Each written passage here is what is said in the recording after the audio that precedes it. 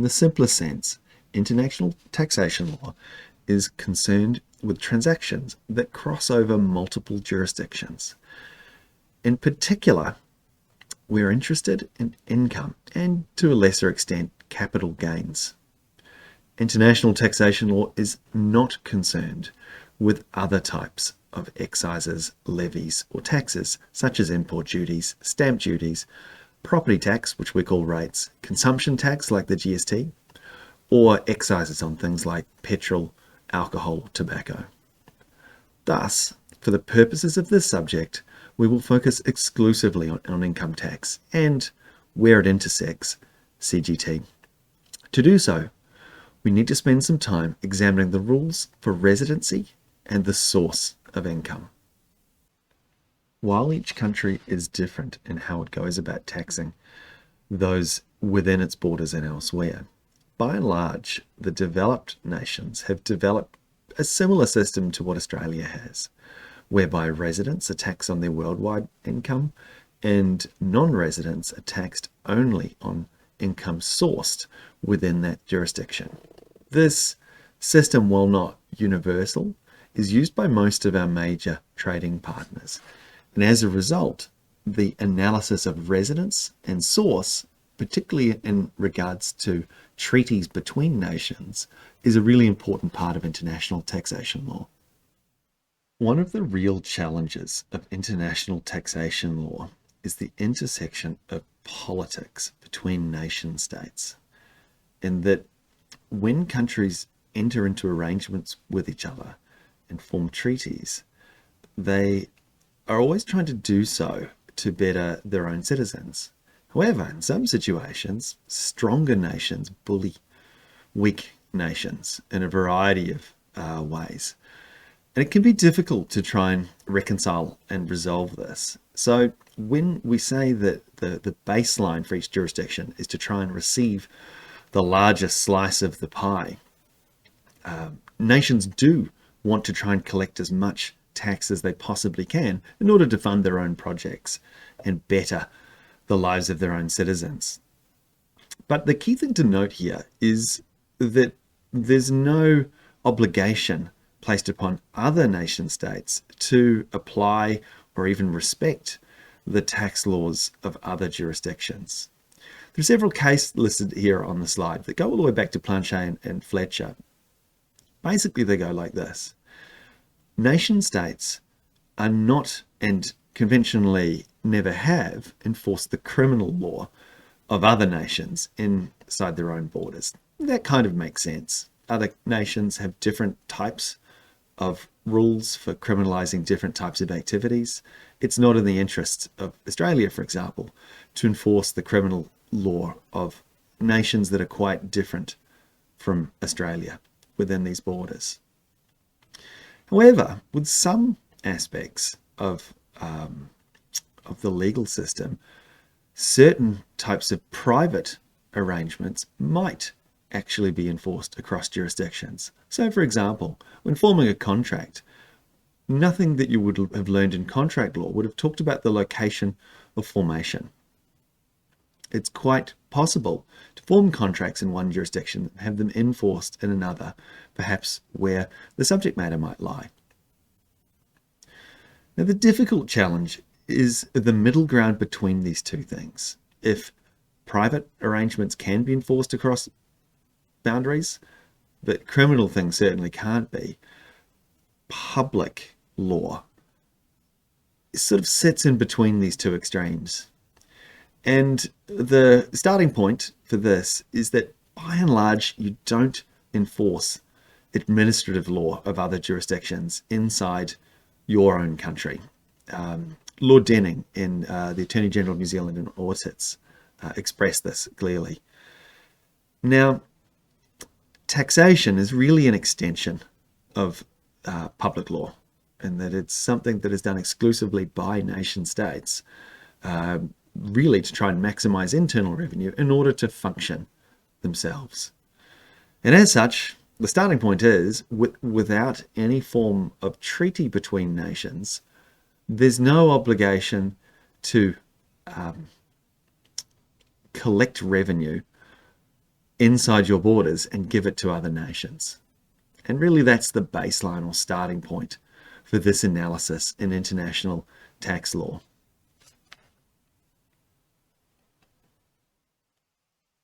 To overcome this difficulty in collecting tax between jurisdictions, basic principles of international law have been developed and enshrined in international agreements. So agreements between nation states through treaties. The predominant form of these treaties are a collection of nation-to-nation treaties known as double taxation agreements, or DTAs. But really, the principles of these DTAs start with these 5 basic principles that really apply certainly amongst most of our trading partners and in many developing nations also. The first is that, by and large, residents of a particular jurisdiction are taxed on their worldwide income, whereas non-residents are only taxed on income which is sourced within that particular jurisdiction. And so you can sort of see already there being a clash between jurisdictions in situations where income by a resident in one jurisdiction is derived in another jurisdiction. Both sides want to be collecting that. Another principle is to do with business profits. And really it's that idea that businesses, as far as governments are concerned, are things to be milked for tax revenue as far as possible. And really that's this idea of having and wanting to collect revenue from businesses that operate within your borders. Also, cross-border income, so income that flows between jurisdictions. There is a very strong tendency for income to be moved elsewhere, particularly to lower tax jurisdictions. And really the basic principle here is that both countries have a vested interest in ensuring that that doesn't happen, or at least they get their an appropriate amount or fair share, so to speak, from those income flows. Finally, and most importantly here, is that these international agreements have rules to prevent double taxation. In most situations, tiebreaker rules apply in a situation where a resident is going to be taxed in multiple jurisdictions, basically to work out which jurisdiction gets the revenue for that individual or entity overall. The rules for residency should be very familiar to those that have already studied taxation law.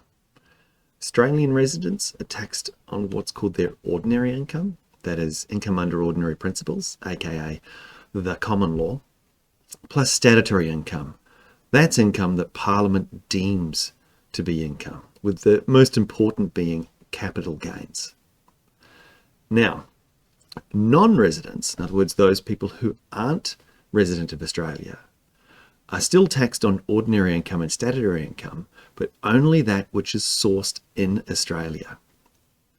And they're also taxed on ordinary income and statutory income that is included on some other basis. In other words, whether Parliament has stepped in and deemed particular forms of income to be assessed by the non-residents. And so on the slide at the moment, you'll see a formula for that, where you have, for residents, assessable income is OI plus SI, in other words, ordinary income plus statutory income, whereas for non-residents, it's only ordinary income and statutory income, which is sourced from Australia, plus ordinary and statutory income, which is in some other way been included into the non-residents' assessable income, which is taxable in Australia. One of the challenges with international taxation is politics, and political change that is both made internally and by other nation states can impact the way that residents and non-residents alike are taxed. One exception that was derived quite recently to encourage people to come to Australia and work picking fruit is the working holiday makers exception.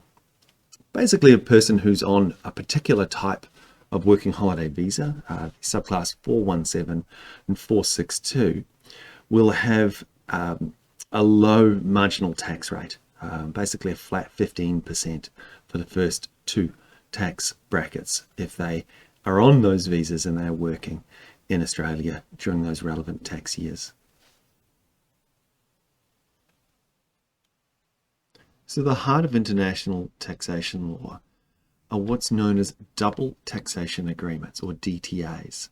These are simply treaties between two nations that really maps out and tries to establish how income that is derived by residents in each of those jurisdictions is going to be taxed in regards to each other. There are many DTAs that Australia has entered into with other nations. Most of the contemporary ones follow a model convention called the OECD Model Convention on Income and Capital. DTAs vary in terms of what is contained inside them and the definitions of some terms. The reason why these things vary, again, sadly, is due to political mechanics between the various nations that are entering into these arrangements. Some, however, either adopt in entirety or are very similar to the Model Tax Convention.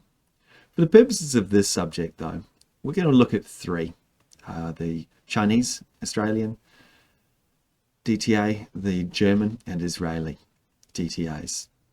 The last two are quite recent, been updated with contemporary definitions and clauses in there.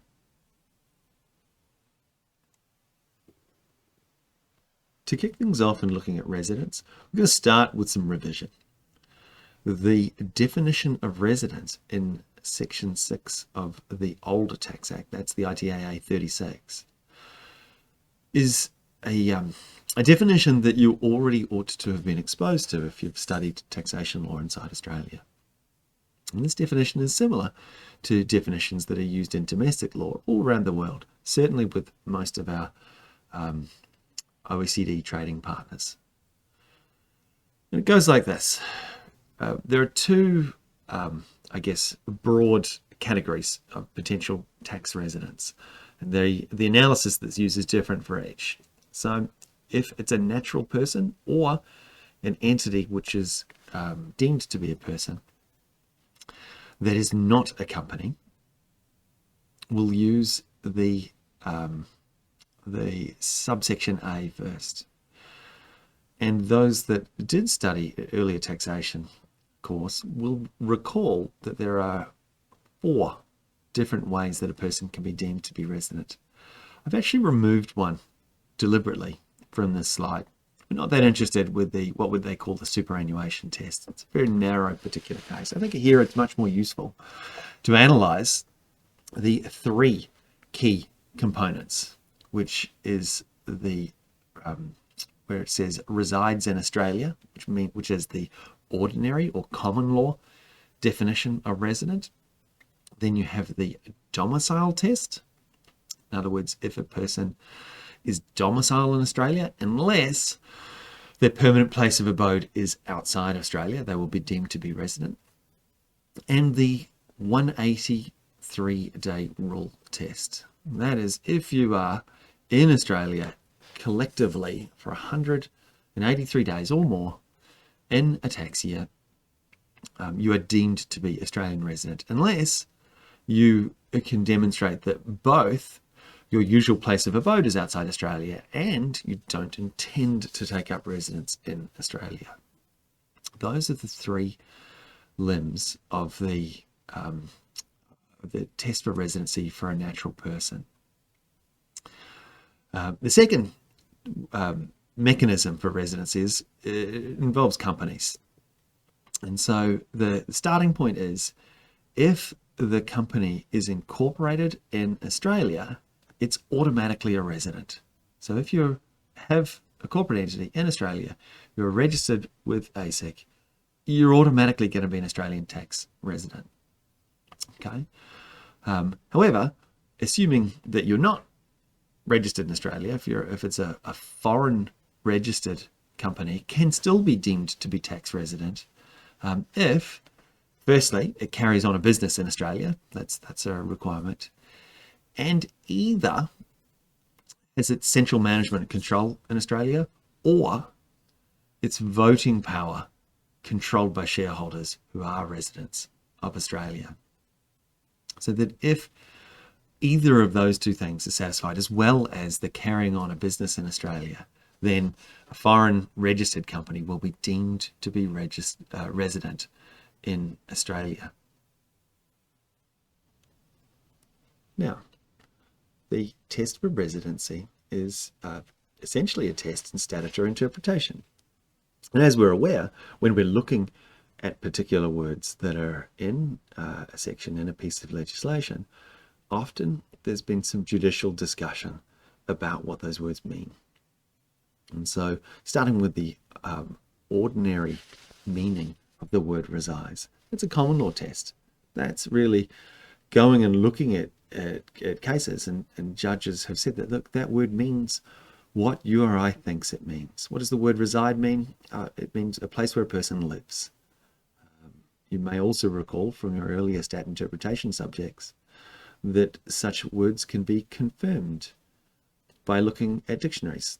You can't go to the dictionary as the place to find the definition, but if you already have a well-settled ordinary definition of a word, that can be looked and examined in the dictionary to see whether or not the two are in alignment. Now, in regards to the domicile test, the idea of a domicile is really a legal test. It's what the person's current migration status is. Domicile is usually acquired at birth through citizenship. A person is a citizen of one nation, and from time to time they may get up and move nations. They may emigrate, and often the mechanism you can use for determining domicile is the little form that a person fills in at the airport when arriving in the country. Now, a note there also in Henderson's case that working visas is not usually sufficient in terms of changing a person's domicile. A person goes specifically to work in another jurisdiction for a period of time. Also note that the permanent place of abode, the definition of the word permanent, is not actually the dictionary definition of the word permanent. Permanent doesn't mean forever. It just has to be a more enduring relationship with a particular place of abode. And that phrase, place of abode, has been talked about by the courts as well. Admittedly, in an old case, there's Hammond's case, where a person lives with one's family, sleeps at night, or hangs her or his hat. It's the place that a third party looking in would think that you lived in. That's really what place of abode is going to mean. Now, the reason why we're revising these particular terms and this test is that the double taxation agreements often use similar language for determining whether or not a particular person is has a permanent residence or a place of abode or is domicile in each of those tests. And often the choice of jurisdiction for determining those words is actually the Australian version, the English version of the DTA. So it's worthwhile going over and revising this material. One very important rule that you need to be aware of, both for taxation law and more broadly in other areas of law, is the concept of carrying on a business. This is a question of fact, so it's really up to the judge to determine whether a particular person, in this case a taxpayer, is carrying on a business as a question of fact. In other words, they're going to look at a variety of facts that are presented to them, weigh those facts up, and make a determination by looking at what we call the indicia of carrying on a business. So, the key indicia that the courts are going to look at, first of all, is intent. Does that particular person, in this case taxpayer, actually intend to carry on a business as opposed to something else? And that something else could be a one-off transaction, a hobby, or some form of recreational activity. Those aren't businesses. It requires a person to actually meet a sufficient number of these indicia in order for the courts to deem them to be in business. And that first one is intent. Now, that's like all of these, it's not determinative on itself. Just because you want to be or you think that you're in a business doesn't mean you actually are. The courts also look to whether or not the particular activities have a profit-making purpose. In other words, are they undertaken in order to make a profit? And it doesn't have to be in the short term. Profits can be made in the long term. The courts also look to whether or not there is some aspect of systematic business-like activity. In other words, are the particular transactions and the managing of those transactions organized in a systematic way? Are they repeated? Are they regular? And do the people involved keep records? Are there accurate systems that are in place in order to determine whether or not a particular person is going through and making a profit as part of that? Are things being tracked? Courts also look to the size and scale of activities, and as part of that, so business students, put your business and accounting hats on there, is the amount of capital that's been employed. In other words, how much money, how big are the resources that are put or invested into the particular activities or series of activities in order to facilitate them. And finally, whether or not the particular activity is best classed as something that isn't a business, a hobby, recreational activity, or one-off transaction. The courts look to all of these factors. None of them are determinative, but it's important to note both in tax law and elsewhere that this question of fact cannot easily be answered in a very precise way. So please don't feel that you get trapped when asked by clients, both in the accounting world and in the law world, to make these sorts of determinations, because ultimately this is done by the court. Right, one of the really important concepts in the DTAs is the idea of permanent establishment. So this is also used inside the residency tests, and the definition also sits in Section 6 of the old Tax Act. So it's a bit of a wall of text that we've got up there on the slide, where I've put in all 8 of those subsections, because this definition of permanent establishment, what they've tried to do is to encapsulate more than merely the carrying on of a business. It's this idea that they want to encapsulate situations where you've got getting agents to carry on business on your behalf, but not agents that are doing things really at arm's length. That's it's sort of the key thing. And there's a couple of other sort of industry specific things there as well, to do with machinery, construction and such like. And so this definition has got quite a lot to it. And it's something that if it does come up and you do have a situation where you need to determine whether a particular carrying on of a business is also encapsulated in that particular definition in Section 6, you really should just go through and just have a read to determine how and where things sit in terms of agents. And if this comes up in professional practice and you're trying to really establish whether the person is or isn't running, carrying on a business on your behalf, to really map that out in terms of how the relationship that you have between your entity and the agent that's that's running or doing things, activities on your behalf. So where permanent establishment appears in the DTAs, these can be further modified or differentiated by the relevant DTA itself. Note that permanent establishment, or PE, you may see throughout the rest of this subject, is a factor of both geography, in other words, actually having a physical establishment within the jurisdiction, but also time.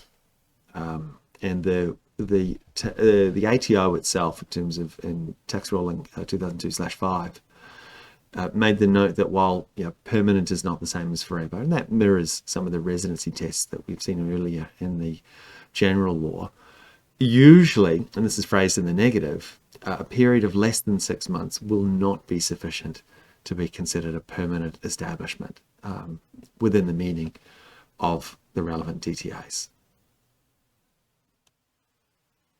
So we'll take just a few moments to talk about capital gains. Now, in regards to the double taxation agreements, these are generally revolving around income and the concept of income, and capital gains usually don't sit comfortably with each other. And as you'll recall, in Australia, capital gains are a form of statutory income. So they're included because Parliament has said that they're included. And they are included in a person's income. So they're not taxed separate. They're basically a statutory mechanism that is put in place in order to push capital gains into the income tax regime. Now, usually with the DTAs, those form of gains are actually excluded. And as a result, capital gains that are made by non-residents are just not included in the income tax system. They're disregarded. This doesn't apply to certain types of what we call taxable Australian property, which we'll come to at a later stage. But another key thing to note is that where a resident is in the business of trading in large capital assets and does go about developing, purchasing and on-selling large capital items, if they're deemed to be in the business of doing so, that's not a capital gain, that's just income. And you may recall from our earlier studies the Meyer Emporium and the Whitford's Beach cases, where the courts have talked about this and explained that distinction between capital gains and income really goes or flows from the idea of a particular taxpayer doing these sorts of sales and transactions in the nature of business itself. So while non-residents are usually exempt from CGT, there are 5 situations where the particular transaction relates to what we call taxable Australian property, or TAP.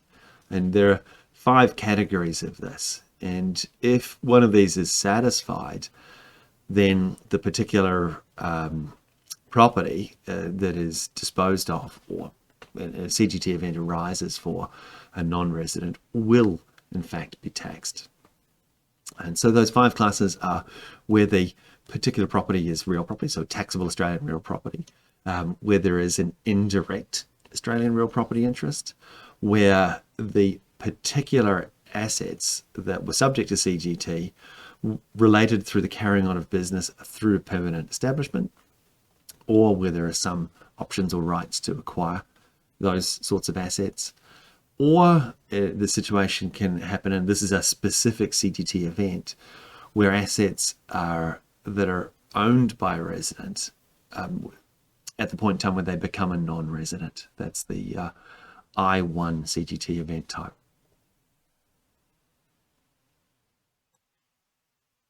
And so taxable Australian real property, or TARP, on the face of it is pretty straightforward. It's just real property, land and buildings inside Australian jurisdictions.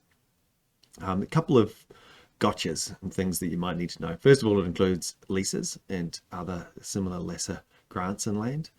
It also includes rights for mining, quarrying, mining exploration or prospecting. You also need to note that the MRE, the main residence exemption, doesn't apply to foreign residents in regards to taxable Australian real property.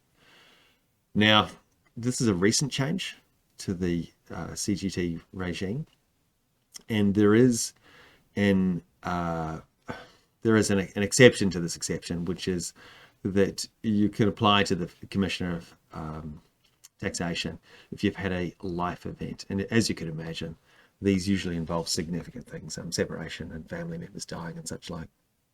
The third thing you might just want to note is there is a withholding tax obligation, particular for those that are involved with the sale of real property to foreigners. You need to note that you must withhold 12.5% from the particular transaction and pass that to the ATO unless you've obtained a clearance certificate. In other words, you've contacted the relevant agency and you've got a certificate that says that you're allowed to go through with that transaction. So just make note that each of those situations, while they may or may not come up in the course of your professional or personal life, it may just be worth tucking that one into the back of your mind. So this second category of taxable Australian property, or TAP, that can render a non-resident liable to pay CGT on Australian interests, falls under this indirect Australian real property interests, or IARPI. Now, there are three elements to this test. So an entity is going to be deemed to have this IRPI where a membership interest exists in another entity, and this interest passes what we call the non-portfolio interest test, and the interest passes the principal asset test. And in order to break that down, while there are three elements, the key things that we need to look at here are non-portfolio interest, principal asset, membership interest, but also the definition of the term entity itself. So we're going to go through and look at each of these in turn. So the first component of this definition of entity sits in the new Tax Act, the ITWA 97, in section 960-100. It's got the definition of the word entity, and I've got the first half on the screen there. And just make note that while these list of things seem pretty straightforward, an individual, body corporate, polypolitic, partnership, the fifth item, any other unincorporated association or body of persons, seems outrageously wide. And you'd be wise to put on your statutory interpretation hats. And you may recall the Nociter Socii and the Adjustum Generis rules that will limit this very broad open-ended class to the logical category formed by the items before it. So just make note that here, the logical class that's formed by the items in this list are going to be things that have some form of financial or commercial purpose or operation. Really, that's kind of makes sense. We're talking about taxation law. So that definition of entity probably wouldn't count people in your great aunt's knitting circle. Note here that it does include trusts, superannuation funds, and approved deposit funds. So these are more than merely what we would normally consider to be entities in the ordinary sense. And in fact, we're not using the ordinary definition because the way this section is structured, it says entity means these things. So we won't start with the ordinary meaning at all. Also note that in 960-100 subsection 1 capital A, it specifically excludes joint ventures that haven't been incorporated in some way. A couple of other key things to note about the definition of entity. First of all, that the trustees of superannuation funds or approved deposit funds or trusts are deemed to be the entity. As you're no doubt aware, that trusts themselves are not legal persons. It's really the separation of legal and equitable title, with the legal title being in the hands of the trustee. So they are deemed to be the entity. And as 960-100 sub 3 said, each person in this situation can have multiple roles or be deemed to be multiple entities. And in each situation, the legislation deems them to be a different entity. So in other words, natural person, for example, myself, could be a trustee in one example, or I could be an individual under subsection A, and I'm considered to be an entity in wearing those different hats in regards to those the relevant capacity. And so the three tests that we'd had to determine whether or not there is an indirect Australian real property interest, we do have to look at this membership, non-portfolio and principal asset tests. And so the first thing to note, that this idea of a membership interest, that's where you have some form of rights or responsibilities in regards to that particular entity. And that can't be a debt interest. In other words, that particular entity can't merely owe you a fixed sum of money, repayable at a certain point in time. But it will include situations where you are a trustee or a partner in relation to the particular entity. The non-portfolio interest test. Now, this concept of a non-portfolio interest comes up in a variety of other places throughout the international tax law subject. But at its core, it's to do with whether or not you own more than 10% of a particular entity. With the idea being that if you own less than 10%, you're really only holding an interest in it as part of your portfolio, so to speak. So you're a bit more deemed to be at law, a bit more arm's length in regards to that. So wherever you see this idea of portfolio, or usually phrased in the negative, non-portfolio interest, it's to do whether or not you hold 10% or more. If you hold more than 10% membership interest in another entity, that's deemed to be a non-portfolio interest. It's more than merely you owning a few shares or having some non-substantive control in it. Finally, this principal assets test. Here, this is an analysis of whether or not the particular assets, or the sum of the particular market values of those assets that are taxable Australian property, are more than the sum that are not. So they're just an analysis of the particular entity's assets.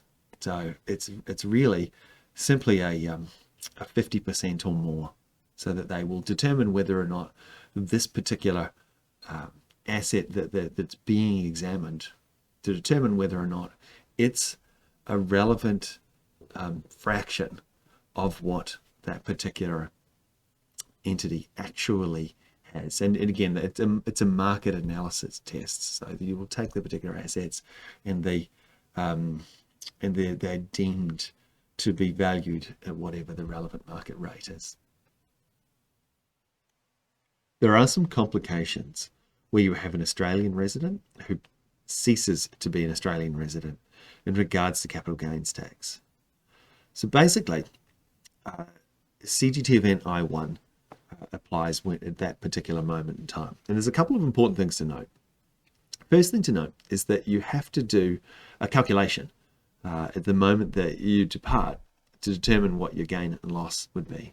And really importantly, this excludes taxable Australian property. So the assets that a person has that's already deemed to be taxable Australian property doesn't form part of CGT event I1. It doesn't need to. Why? Because when a person is non-resident, if they've got taxable Australian property, they're going to be taxed anyway when it's disposed of.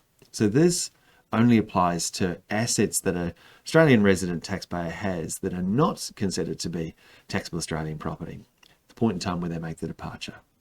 And so basically you do a calculation for each one of those assets, and you look at what the market value it is, because this is a deemed disposal. In other words, that you haven't actually disposed of it, which means usually you don't have the money to pay any relevant tax as part of that. So you look at the market value, you look at the cost base, and the difference between those is going to be the gain. Or if it's the latter is actually greater than the former, then it's a loss. Now, importantly, if you're advising people in this situation, they can elect to defer paying this particular tax. Now, this has some consequences. First of all, that property from that point onwards is deemed to be taxable Australian property. So at any point later on, if it's disposed of, then the ATO is going to get their slice of it because it's going to be taxable Australian property.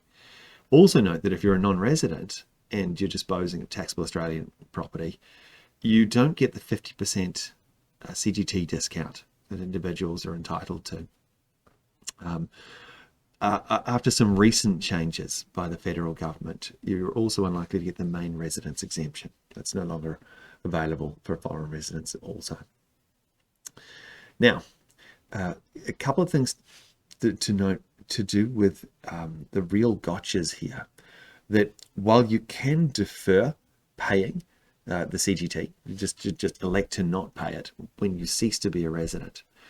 When you return and become a resident again, then you can become liable to pay that amount as when you return. That can be a really significant factor in terms of people who may or may not be returning to Australia to become residents again. The other thing to note is that the DTAs often have specific provisions to do with deferrals of this tax, and most of them have clauses in there that say when you cease to be a resident in Australia in this situation, move to another place, that other state will essentially take over the tax that would otherwise apply for things that are deemed to be taxable Australian property through clauses like our CTT event I1. I'm going to turn now to the residence of partnerships. Now, partnership law shouldn't be unfamiliar to you as both law and business students. And so the key things to note that partnerships exist both in the general law, in other words, the common law, and that's a legal relationship between persons who carry on a business in common with a view to profit. Partnerships can form even where the particular people in that partnership don't intend for it to be a partnership if those elements are satisfied. Now, there is a statutory definition for partnership which widens this for the purposes of taxation. And it essentially means that where persons receive money or income streams jointly, they are also deemed to be in a legal partnership. Now, while partnerships aren't considered to be legal entities, in other words, they have no legal personality themselves, they can't sue or be sued, they are not sui juris, and they do not have standing in the eyes of the law, they are nonetheless considered to be a notional tax entity. What does that mean? It means they have their own tax file number, and the one or more partners will prepare and are obliged to prepare a tax return for the partnership and complete that and submit it to the tax office with a demonstration of how and where income streams have been allocated to each of the partners. Now, assets themselves are owned by the partners. Then the partnership itself is not a legal person. And in most situations where you set up a partnership, you will do so with an instrument. You'll actually have a partnership deed which will map out the relative shares or fractions that each partner has in regards to assets and income. If that isn't done, then it's deemed at law for things to have been done equally. Now, as part of this instrument, in determining these fractions, we're looking at the capital gains or losses that are made in regards to those partners. That will also be mapped out in the instrument itself. And again, if it's not mapped out, then that is deemed at law to be evenly split between the partners.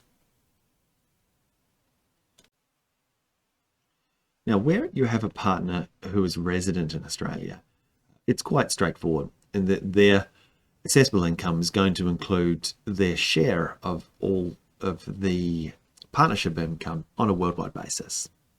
That's pretty straightforward. However, when a partner is not a resident of Australia, they only include in their assessable income their share of worldwide income, which is sourced in Australia. That has to be actually attributed to Australia itself because they're not residents. They're only taxed on income which is sourced in Australia. As mentioned earlier, CGT events are allocated to partners, not to the partnership itself. A partnership is not a legal person.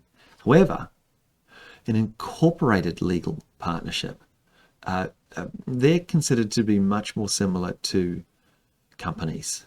And so the residence requirements that they have, even though it is in a different section, still contained in the old Tax Act, those rules and those residency rules are essentially functionally similar to the corporation residency rules.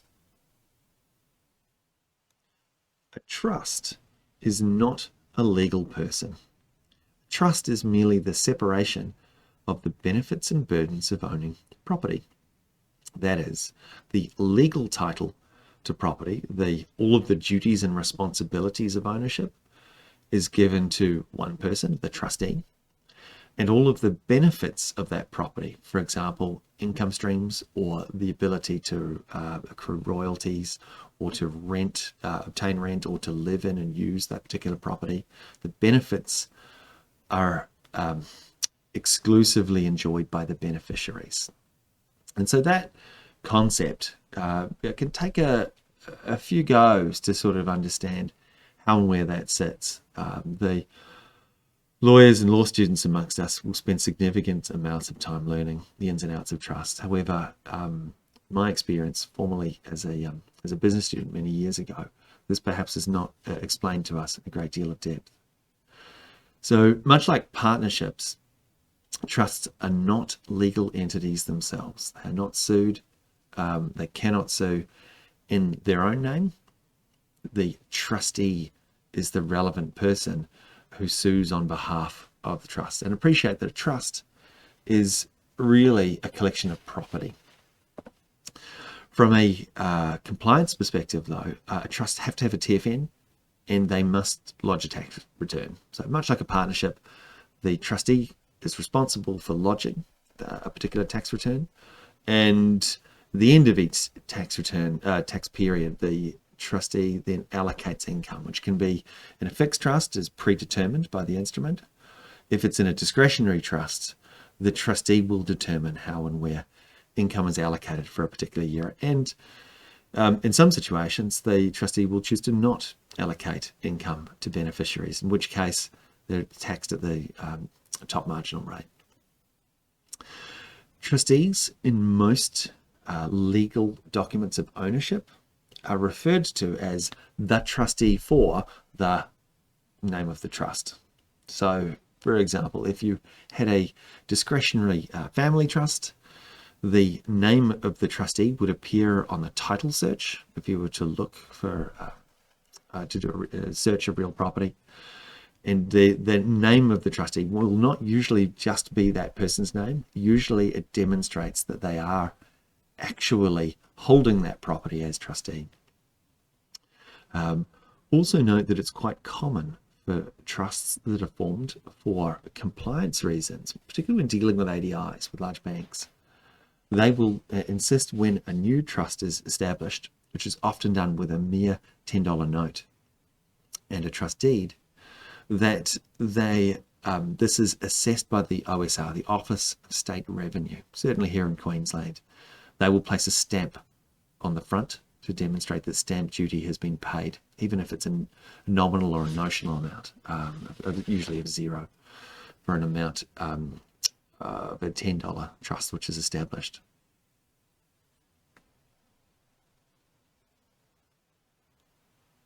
Now, the resident status of trustees, as far as the tax commissioner is concerned, is irrelevant. The tax office doesn't care, and the legislation doesn't make any distinction as to whether a trustee is resident or non-resident. However, the trust acts themselves, which I must note are not uniform across all jurisdictions in Australia, but generally they have rules which forbid people from being trustees if they remain outside the relevant jurisdiction. So not merely outside Australia, outside the relevant state.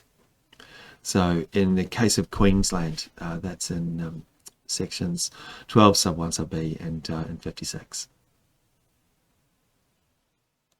Earlier in your tax law studies, you would have analysed whether a particular beneficiary is resident or non-resident, under a legal disability, not under a legal disability, or is presently entitled, as opposed to not being presently entitled to income and or capital.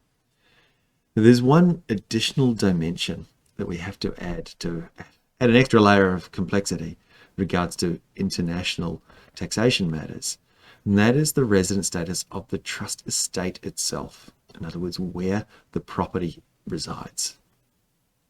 And there is a test in section 95 sub 2 of the old Act that deems a particular trust estate to be resident if either of these two limbs are true. So either a trustee is resident at any time during the income year, or the central management and control of the trust estate is located in Australia, again, during any time during the year of income. As you may recall, this central management and control is a question of fact and degree. We've come across this earlier in terms of the residence test for companies, and it's to do very much with the substance and not the form of the arrangement.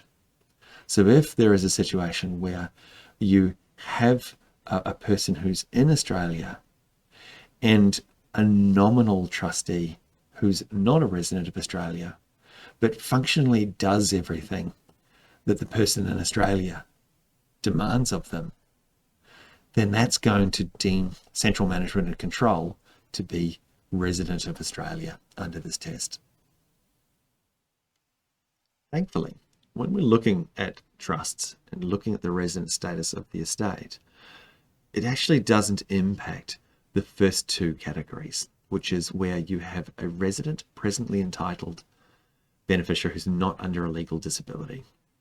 Right, that doesn't matter in terms of what the residence of the trust estate is. And so as such, both that situation and when the equivalent person is non-resident still use the same rules that you would have explored in your earlier tax situation. So basically, where a person is resident, presently entitled, and not under a legal disability, their assessable income includes their share of all, so worldwide, trust income.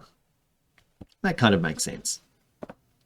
When they're non-resident, that person's share is only going to include income of the trust that is their share of worldwide trust income that is sourced from Australia or attributed to Australia.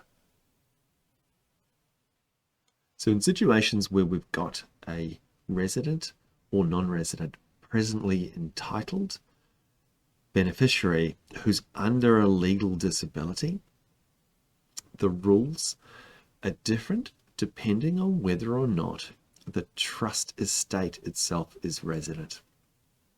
And so if the trust estate is resident, that's easy. That's the same rules that you would have been exposed to in earlier subjects. That is, where you've got a resident presently entitled beneficiary who is under a legal disability, the trustee, again in a representative capacity, In other words, they're stepping into the shoes of the particular person under a legal disability, will pay the relevant tax, and they'll do that on worldwide income. Now, where the beneficiary is non-resident but presently entitled and under a legal disability, the trustee will also step in a representative capacity and pay the tax, but that tax is only payable on that particular beneficiary's share of worldwide trust income, which can be attributed to, in other words, is sourced from Australia. So those two situations you should be familiar with already. Now, if you've got a beneficiary, and here it actually doesn't matter whether they're resident or non-resident, but they are presently entitled and under a legal disability, but the trust estate is non-resident. Again, the trustee is paying tax in this representative capacity, but on income source attributable to Australia, in other words, sourced from Australia. And with all three of these situations, usually that tax that's paid from a functional perspective is paid as a fraction of or out of the relevant income stream that's come through. And also note that when we think of the trustee in this situation, while yes, they are liable to pay the tax, usually they're not doing it out of their own pocket. Usually they're doing it and paying that money from the relevant income streams in that particular trust estate. In a situation where no beneficiary is presently entitled and it's a resident trust estate, the trustee is going to pay tax, but they're going to pay it at the top marginal rate. This can happen in situations where either there's no present entitlement or in a discretionary trust, the trustee is elected to not pass income on to beneficiaries. Note that in situations where you would have a non-resident estate, where a trustee is or either elected in a discretionary trust to not pay income, or there's no beneficiaries that are presently entitled, it actually falls outside the scope of this particular part in the Income Tax Act, because while that income or those income streams would be taxable because they're Australian sourced, we're not taxing the trust itself in that situation. So the result there that you would be still taxed on Australian sourced income, but through the withholding mechanisms. A unit trust is a particular type of trust that's set up in structurally very similar to how a company is set up, in that when a unit trust is established, it must be done through a deed which maps out how the beneficial interests are chopped up, and those beneficial interests can be assigned to third parties. The idea being that it's functionally a company, but legally it's a trust. Why would you do this? Well, I've actually personally worked with unit trusts in one of the large Australian banking entities, and the key reason or purpose for these things existing is to do with grandfathered clauses. So unit trusts that were established in the 90s had a variety of exemptions in regards to superannuation and taxation. And those exemptions have been passed on. So, but they've created, or rather closed, some of those loopholes and really created a disincentive to establish unit trusts. So originally they were set up for taxation reasons, and those reasons have ceased. Now, there are still some other situations where a unit trust may still be the appropriate business vessel, and that's a situation where you want a low risk, usually a low return entity to be run as if a trust was run. So as you're aware, the fiduciary duties that trustees have are very, very strict and very high, and they're different from company directors. The idea being that trustees are obliged to make low risk, usually low return investments, but they must be very prudent as part of that. And that suits some form of investors. And so that the benefits of unit trust is that ability to buy and sell them on the open market, and that risk is factored into the relevant pricing of those units. Now, to be considered resident, you have to satisfy both of these tests. So unit trust must either hold trust property in Australia, or the trustee carries on a business in Australia, and either central management and control of the trust in Australia, or Australian resident persons own more than 50% of the interest. So in other words, hold more than 50% of the units in that trust. It's a little bit tricky the way that's been worded, but functionally, that's how a unit trust is deemed to be resident. Superannuation as a system was established in the mid-80s in Australia to assist Australians saving for their retirements. It now is a massive source of capital, with Australian super funds collectively having a worth of about $3 trillion. That's sort of two or three times the country's GDP. Now, there were a few ups and downs in the early days of superannuation in regards to governance. And so in the early 90s, the government passed a series of reforms to manage and control the superannuation system and industry. And so you'll see at the top here, we're talking about superannuation, how it can be in the form of a fund managed by a provider or as a trust.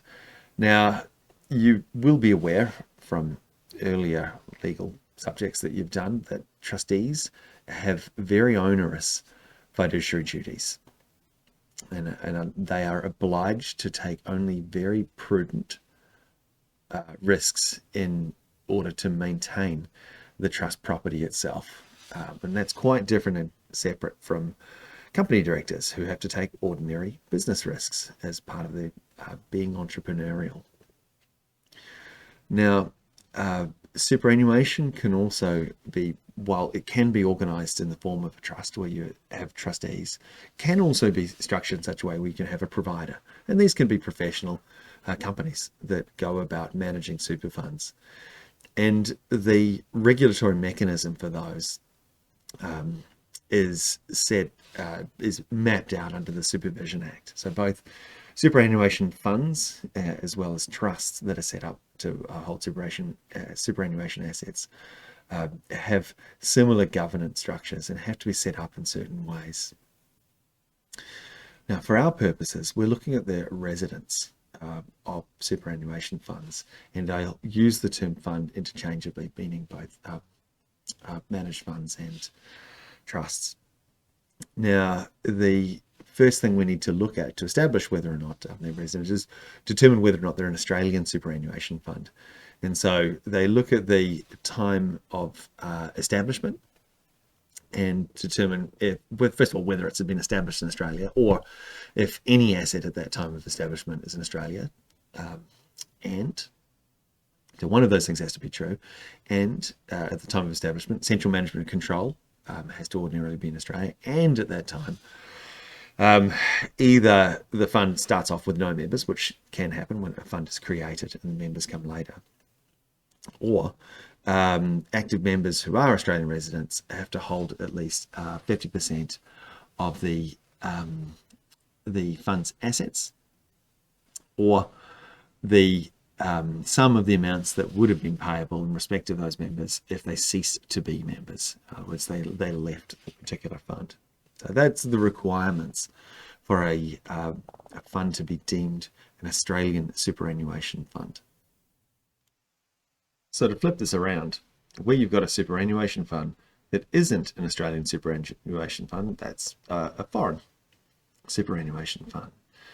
And there's a curious rule, which is basically an exemption from withholding tax, where an Australian resident company is paying dividends to a non-resident, in other words, a foreign superannuation fund, whereby they don't collect withholding tax, which sounds like something of an unusual sort of a situation. In fact, the very astute amongst you may have noted in the two sections that are on the slides.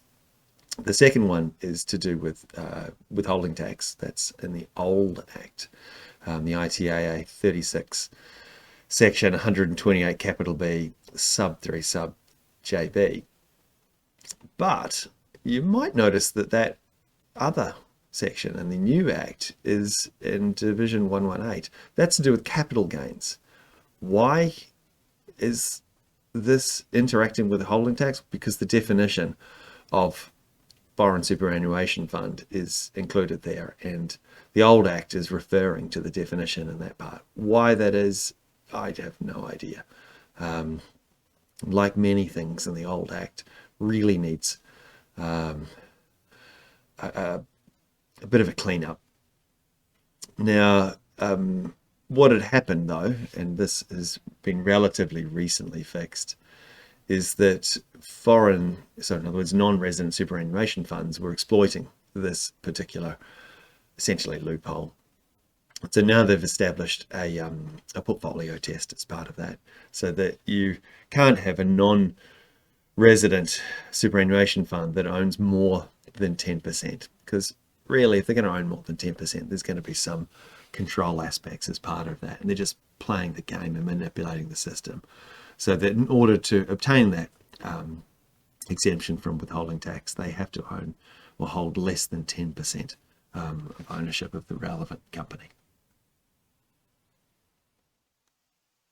You may have noted earlier in your tax studies that it's very easy to end up in any given income year to be dual resident. In other words, to be resident in more than one jurisdiction.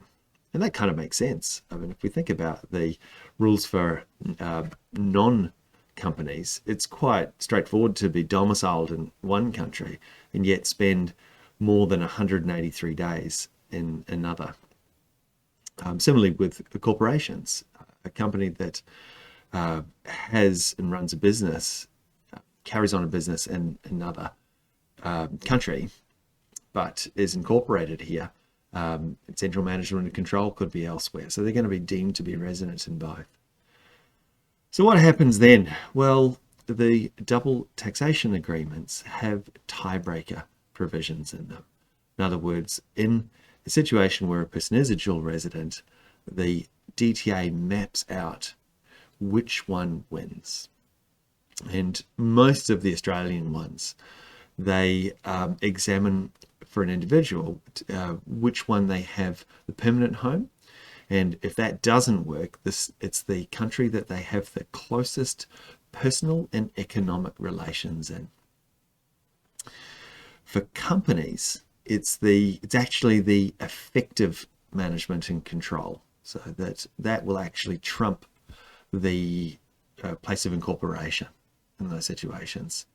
Although if you can't determine where the effective management and control is, then the fallback position is simply to go with the country that the company is incorporated in. So I guess the question is, can being a dual tax resident actually give you some form of advantage? And the answer is yes. For companies, the ability to group losses is the significant advantage of being a dual tax resident. And as you can imagine, it would seem like a pretty straightforward way to minimize tax obligations to be able to do that.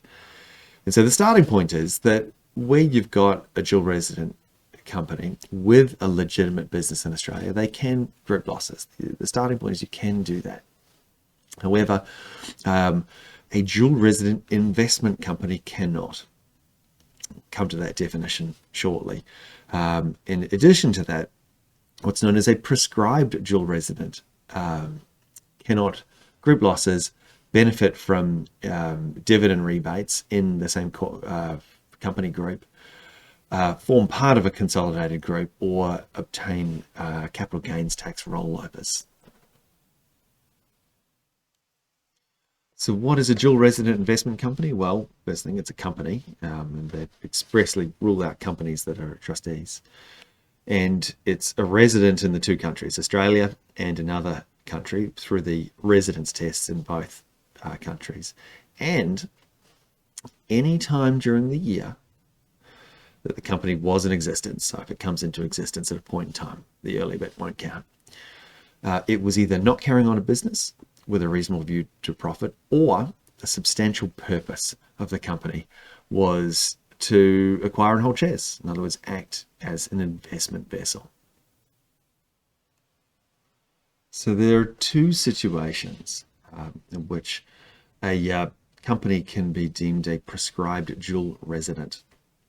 All right, the first is going to apply where a company is resident of two countries, one of which is Australia, and there's a tiebreaker provision in the relevant DTA that says that that company is going to be deemed resident of the other country, the non-Australian country. Okay, and only that tiebreaker is the only reason that why the company wouldn't be otherwise Australian resident. Okay, that's the first possible situation. The other possible situation is where there's split management and control. That's where we don't have an Australian incorporated company. In other words, it's deemed to be resident only because it both carries on a business and has central management and control in Australia. And it's also resident in another country and has central management and control in that other country too. In other words, central management and control is split between the two countries. In that situation, the company is going to be deemed a prescribed dual resident.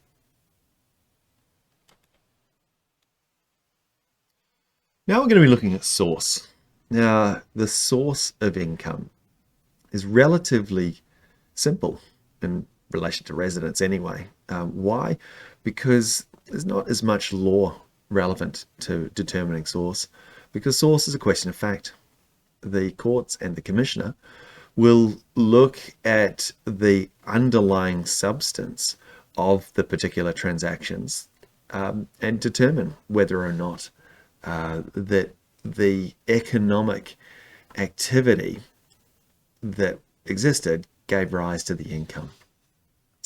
Now, the rules for determining source in the general law, which again is a question of fact, are also complemented with some additional statutory rules that will deem particular classes or types of income to be Australian sourced. One of the more important things to note about the double taxation agreements to do with source is that most of them use the phrase permanent establishment, and that's the test that's used rather than other mechanisms involving the domestic source rules. So just make note that when you are examining a particular piece of or transaction or an item of income, that the test in the DTA will usually at least start with the idea of whether or not that particular income was derived from a permanent establishment. The key thing to note with sales of goods is that it's a pretty straightforward test. So the starting point is that the source is the point where the contract is entered into. It's not usually related domestically to where the goods are physically located themselves. And again, courts look to the substance over form, but that's the starting point. With other types of transactions involving real property, so immovable things, that's usually the place where the income's deemed to be sourced from. So with real property and rental and such like, that's where you're going to derive income. But note that that's slightly different from when you enter into arrangements to sublease. In those situations, then the place where that contract made is going to be the place where that's sourced from. Note that with intellectual property rights, those are generally sourced at the point in time where the agreement to transfer those rights is made. Unlike with sale of goods, for services, the default place of source is the place where the service itself is performed. And in situations where the service is performed across multiple jurisdictions, these get apportioned out with a de minimis exception applying in a situation where the vast bulk of services are performed elsewhere and a trivial amount is performed in one jurisdiction. That's just ignored. The starting point for determining the source for interest is pretty straightforward. It's basically where the particular principal, so the funds the interest is derived from, have been advanced, which may or may not be the same place where the particular contract is entered into, but it's where the entity that's doing the lending hands over the money. Dividends, on the other hand, are quite different. The source for dividends is really looked at by making a determination of where the relevant profits that those dividends are paid out of are from. So it's a pass-through process, so that the source of dividends that are paid out are deemed to be where the original profit was made from. The starting point for royalties is that they are sourced from the place where the contract is made. However, there is some legislation which actually deems certain royalties that are paid to non-residents to actually be Australian sourced. And these come in two categories. So it's either, it can come up where you've got a resident who's paying the non-resident royalties, except in situations where the royalties are actually incurred in business which is happening outside Australia. They'll also be deemed where a non-resident pays another non-resident, but those royalties were actually incurred carrying on a business through a permanent establishment in Australia. Also note that there are some double tax agreements and those double tax agreements usually map out specifically how royalties work in regards to the two nations. Where the issue of source is complex, in other words, there are multiple situations or multiple possible places where a particular piece or packet of income could be derived from, the courts and the commissioner will apportion them. And this is just going to be a question of fact and degree. So the commissioner for a long time has very much looked at the underlying substance of a particular transaction or series of transactions to try and determine the true nature of the source of income.